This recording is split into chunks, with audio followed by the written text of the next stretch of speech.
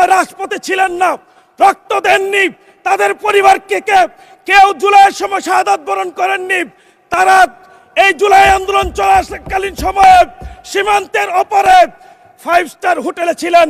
এ কারণে জুলাইয়ের মর্ম তারা বুঝবেন না। আমি বলতে চাই, the will of the people is the supreme authority.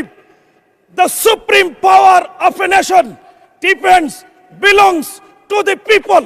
সুতরাং আমার দেশের মানুষ কনফার্ম করেছে, আমার দেশের সিটিজেন্স এটা কনফার্ম করেছে, এই জুলাই আন্দোলনের চেতনা জুলাই সংস্কার বাস্তবায়নের মধ্য দিয়ে করতে হবে।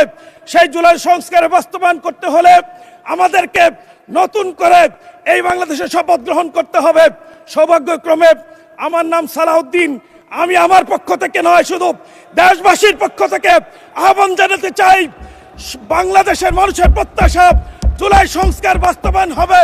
তেল সংকট নিয়ে মাননীয় প্রধানমন্ত্রী সহ মাননীয় মন্ত্রীবর্গ কথা বলবেন দেশের পক্ষে, দেশের মানুষের পক্ষে। মাননীয়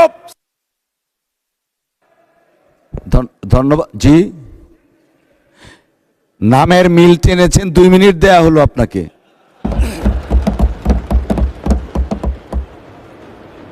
মাননীয় স্পিকার, আপনাকে ধন্যবাদ।